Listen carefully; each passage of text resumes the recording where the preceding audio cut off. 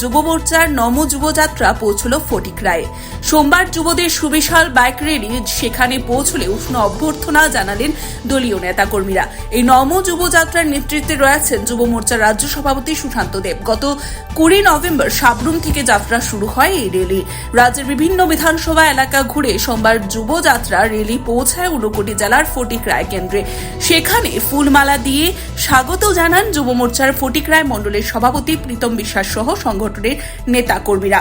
পরে কাঞ্চনবাড়ি, পালবাজার, চৌমুহনী বাজার হয়ে যুবদের বাইক র্যালি পৌঁছায় ফটিকরায় বাজারে।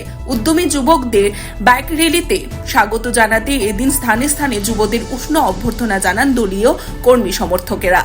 যুব মোর্চার প্রদেশ সভাপতি সুশান্ত দেব জানান, রাজ্যের যুবদের এক সূত্রে বাঁধা এবং নেশামুক্ত ত্রিপুরা গড়ার লক্ষ্য নিয়েও বিরোধীদের বিভিন্ন অপপ্রচারের জবাব দিতে এই নম যুবযাত্রার আয়োজন।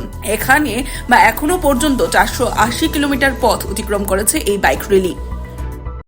যুব মোর্চা ত্রিপুরা প্রদেশ কমিটি আমরা একটা ঐতিহাসিক কার্যক্রম হাতে নিয়েছি।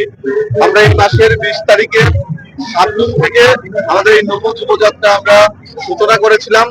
আজকে প্রায় অনেকটা পথ পরিক্রম করে প্রায় 480 কিলোমিটার পথ অতিক্রম করে আজকে আমরা ঊনকোটি জেলার ফটিকরায় বিধানসভাতে এখানে উপস্থিত হয়েছি। কার্যকর্তারা যেভাবে উষ্ণ অভ্যর্থনা দিয়েছে, সহযোগিতা করছে, সত্যি আমরা আপ্লুত আনন্দিত। এবং এই যুবযাত্রার একটাই উদ্দেশ্য, এই রাজ্যের সমস্ত স্তরের যুবক যুবতী ভাই বোনদেরকে এক সূত্রে বাঁধা, নেশামুক্ত ত্রিপুরা করা, এক ত্রিপুরা শ্রেষ্ঠ ত্রিপুরা করা এবং সরকারের যে উন্নয়নমুখী কাজগুলো আছে সাধারণ মানুষের কাছে পৌঁছে দেওয়া এবং বিরোধীদেরকে একটা বার্তা দেওয়া যে আপনারা গঠনমূলক বিরোধিতা করুন, সরকারকে বদনাম করার জন্য, কালিমালিপ্ত করার জন্য আপনারা যে অপচেষ্টা করছেন সেটার বিরুদ্ধে যুব মোর্চা রুখে দাঁড়াবে। প্রত্যেকটা অংশের যুব ভাই বোন আমরা একত্রিত আছি, এক কাট্টা আছি, আমরা এক ত্রিপুরা শ্রেষ্ঠ ত্রিপুরা করব। আজকে আমাদের 6ষ্ঠ দিন।